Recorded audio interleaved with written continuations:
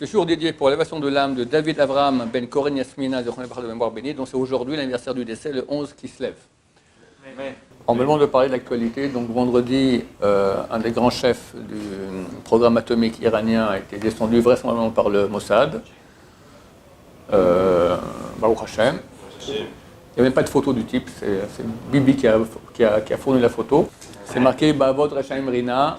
Dans la perte des Rechaim, la perte des mécréants, ça donne de la joie. C'est certain que ces gens-là qui veulent, qui n'ont pas peur de créer une bombe atomique, on sait très bien qu'il a sa bombe atomique, c'est un peuple entier, c'est Israël. Ces gens-là, ils méritent la mort. Et ben voilà, c'est certainement Amalek. Et puis, alors, qu'est-ce que ça a à voir avec nous? Bon, écoute, c'est pas nouveau, je vais répéter un peu parce que les gens, ils oublient un peu.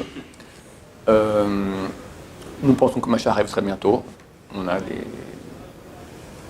au moins une vingtaine de signes qui montrent cela. Les signes plus actuels, c'est le corona. C'est marqué que juste avant que Mashiach vienne, c'est un mouvement Mashiach juxtaposé au Mashiach, il y aura une grande épidémie dans le monde entier. Et c'est aussi écrit la chose suivante. Dans le traité Avodah Zarah, la première page, on appelle ça Dafpet, ça commence à la page 2, dans le verso, pas le recto, le Tosfot, un grand rabbin français médiévaux, pose une question. La Gemara raconte là-bas qu'à la fin des temps, Dieu prend un Sefer Torah et il dit tous ceux qui se sont occupés de la Torah, qui viennent prendre maintenant leur mérite. Et la Gemara raconte que tous les peuples s'agglutinent à la porte du bureau du bon Dieu et viennent prendre leur mérite. Alors la Gemara raconte qu'en premier rentrent les Romains. Il dit que vous avez fait, on a beaucoup aidé, le peuple Israël a eu la Torah. Grâce à nous, il y a eu on a fait des ponts, on a fait les marchés, enfin tout le système économique, grâce à ça, ils pouvaient étudier la Torah. Alors Dieu leur répond, espèce de bande de sots, Korchotim Sheba Olam. Vous avez fait ça pour vous-même, pas pour la Torah. Dehors. Après rentrent les Perses. Ce que vous avez fait, on a fait toute l'infrastructure logistique, l'économie, les marchés, les ponts, etc. De nouveau, ma réponse du bon Dieu, espèce de sot, c'est pour vous et pas pour Am Israël. Dehors. Après, Gemara raconte et dit que tous les peuples sont rentrés. Tous les peuples sont rentrés et ils ont eu le même discours et tous ont été dehors. Ça, c'est une braïta, c'est donc une origine des Tanaïm, c'est des rabbins avant l'an 220 de la Tatienne qui ont écrit cela. La Gemara, c'est après l'an 220, pose une question sur cette braïta. Pourquoi tu dis que les Romains sont rentrés, après les Perses et après tous les peuples? Tous, ils ont eu exactement le même scénario. Que vous avez fait? On a fait l'infrastructure logistique, c'est pas vos espèces de sauts, vous avez fait ça pour vous et pas pour Israël, dehors. Tous ont dit le même discours. Alors je dis, tous les peuples sont rentrés, ils ont dit comme ça, et Dieu leur a dit tous dehors parce qu'il leur a dit comme ça. Pourquoi tu fais d'abord Rome, Perse et tous les peuples? Répond la Gemara, parce que ces deux peuples, Rome et la Perse, vont durer jusqu'à l'époque messianique. Ce sont des peuples importants. Les autres, on ne fait pas trop attention à eux. Vu qu'en plus on parle aussi d'un événement qui aura à l'époque messianique, où Dieu se dévoile, les princes et tous vont maintenant prendre leur mérite, c'est à l'époque messianique. Donc la Gemara dit, ces deux peuples sont des peuples importants qui vont durer jusqu'à l'époque messianique, Rome et la Perse. Tosfot pose la question. Comment tu peux me dire que la Perse va durer jusqu'à l'époque messianique? C'est écrit dans un autre traité, traité Yoma, page 10, que dans le futur, la Perse va tomber dans les mains de Rome. Forcément, ça sera à voir que l'époque messianique. L'époque messianique, c'est fini, il n'y a plus de guerre, il n'y a plus rien. Donc, comment tu peux dire que Rome et la Perse vont durer jusqu'à l'époque messianique, comme ça tu dis ici, alors qu'on a une autre source dans la Gemara, traité Yoma, page 10, qui dit que dans le futur, les Perses vont tomber dans les mains de Rome. Vous comprenez la question? Donc c'est faux, tu ne peux pas dire que la Perse va durer jusqu'à l'époque messianique, vu qu'elle va tomber dans les mains de Rome. Que répondent les rabbins francophones médiévaux? Ils répondent, la Perse va durer toute l'histoire juste avant le Mashiach. Juste avant, quand la Gemara dit que la Perse dure jusqu'au Mashiach, c'est juste jusqu'au et pas inclus Mashiach. Donc c'est un deuxième signe que lorsqu'on voit que la Perse c'est l'Iran, d'accord, c'est toujours été le même territoire, tombe dans les mains Rome. Rome, c'est qui Rome? Rome, c'est l'Occident, la tête de l'Occident, c'est l'Amérique aujourd'hui. Lorsque l'Iran tombe dans les mains de Rome, Mashiach y vient. C'est pour ça que nous attendons depuis, ça fait bientôt un an que je crie, depuis Corona, j'ai dit, on a vu ça, on veut la suite. Au mois d'avril passé, juste après Pessah, Trump, il a fait voter une loi qui lui permettait d'attaquer l'Iran sans avoir l'acceptation du Sénat. Et c'est passé, d'accord? Donc à chaque moment, il peut attaquer.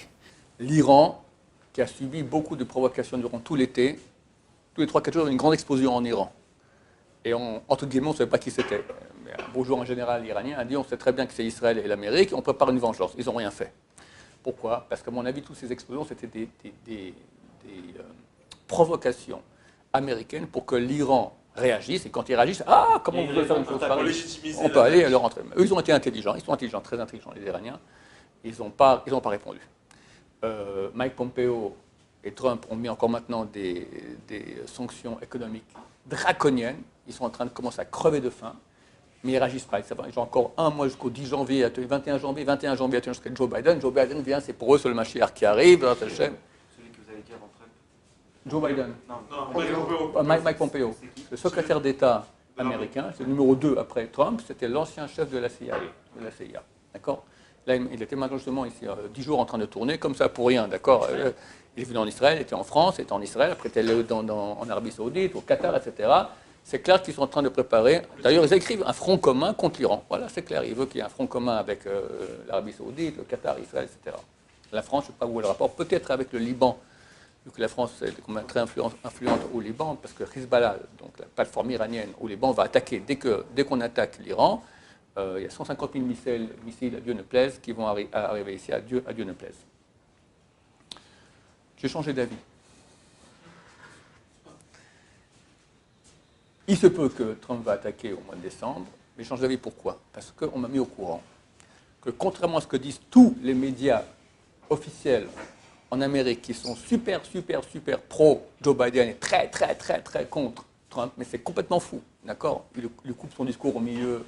Quand il parle quelque chose, il met fake news, d'accord? Enfin, toutes les grandes chaînes, et y compris Facebook, YouTube, etc., ils coupent, d'accord? Comme avec les vaccins. J'ai fait un cours sur les vaccins, je ne peux pas le mettre de façon officielle, impossible. Donc on l'envoie en Facebook comme ça, au noir, d'accord? Néanmoins, il y a quand même quelques médias cachés qui disent la vérité. Il y a eu énormément de falsifications dans l'élection de Joe Biden.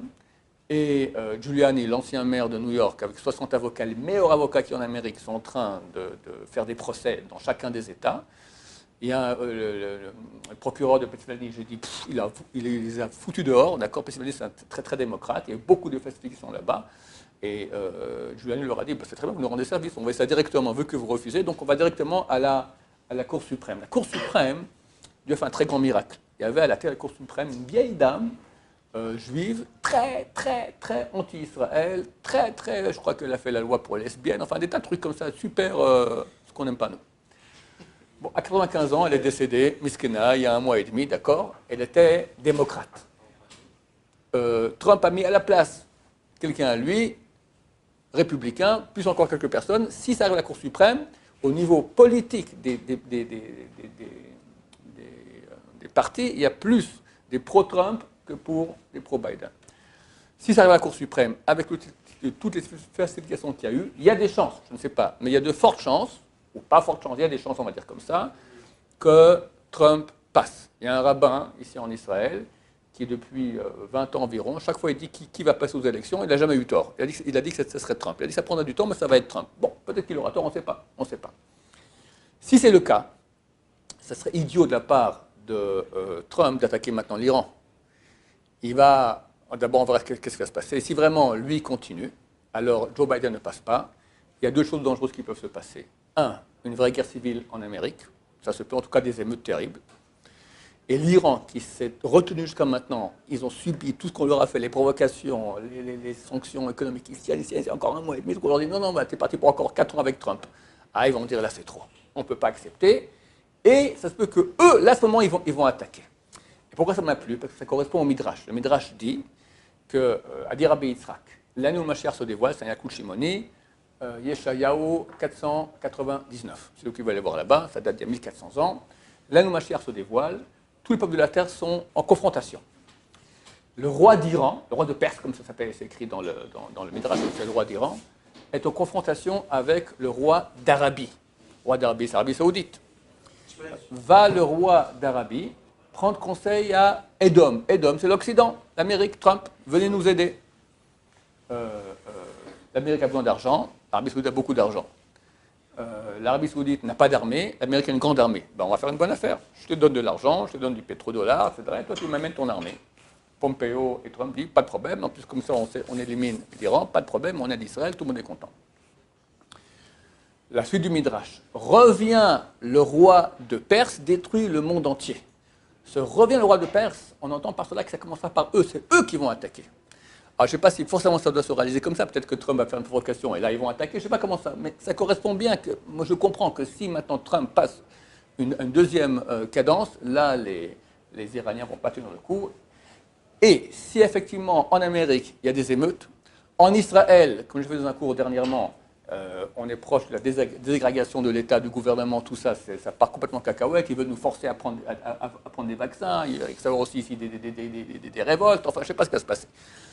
On sent que c'est en train de s'affaisser, de se désagréger. Les Iraniens peuvent dire, c'est l'occasion maintenant d'attaquer, vu qu'on est fichu. Encore 4 ans Trump, on jamais on tiendra le coup, on ne va pas se laisser faire, tout pour tout, allez, on fait une attaque surprise. Ça se peut. Je suis en plein délire imaginatif, géopolitique. Ne me prenez pas au sérieux. Que ce soit bien clair, d'accord? Je dis juste peut-être. J'avais dit que ce serait au mois de décembre, parce que Trump, on a cru qu'il était démis par Joe Biden. Dans ce cas-là, il y avait des fortes chances, comme ont écrit les médias, qu'avant de partir, il fasse son petit cadeau d'adieu. Voilà. Mais s'il continue comme on entend aussi par les médias non officiels, dans ce cas-là, alors il se peut qu'on aura, on espère, de Hachem la Goula jusqu'à Pessah. Voilà ce que je voulais dire à ce propos-là. Il y a une notion qui s'appelle Chavel Mashiach, les douleurs d'enfantement du Messie. Toutes les femmes qui ont accouché savent ce que c'est. C'est terrible. Mais quand le gosse il sort, à la seconde, comme ça m'a raconté ma femme, je n'ai jamais accouché moi-même, à la seconde, tout s'arrête. Tu étais dans des souffrances pires que l'enfer. Dès qu'il sort, plus rien du tout. Et un bonheur extraordinaire. Ça fait partie, comme ça le Mashiach doit arriver. Il y a une notion qui s'appelle douleur d'enfantement du Messie. Nous sommes là-dedans. On a payé le grand déjà dans la Shoah, Baruch Hashem, c'est terminé. Pas Baruch Hashem qui a eu ça, Baruch Hashem c'est terminé que nous, Mais il ne faut pas croire que ça viendra trop facilement. Il y a le Covid, il y a le confinement, il y a les problèmes, il y a que tout part, se désagrège, il n'y a plus de vérité, il y a partout de la discorde. Le monde, il est complètement aplati et j'ai l'impression que ça va aller en empirant. Je dis ça pour qu'on soit courageux, qu'on sache que c'est un accouchement. La femme sait qu'il y aura un petit quart d'heure dur à passer, des fois un peu plus qu'un quart d'heure. Voilà. Mais on parle au regard de l'histoire, d'accord? Et après, le bonheur qui va arriver va être extraordinaire. Donc tenez bon, parce que Bert Hachem n'est pas pour longtemps, on espère que c'est pour cette année. Pareil que les grands tzadikim cachés, on dit que c'est pour cette année, c'est clair. Ils peuvent se tromper. Moi, j'y crois comme d'hab, ça n'a pas changé. Et c'est marqué qu'au mois de Nissan, on était sauvés, on espère qu'on sera sauvés au mois de Nissan. Donc un bon hiver, avec la bonne humeur, Bezrat Hachem, malgré tout. Baruch Adonai, l'olam, amen, amen.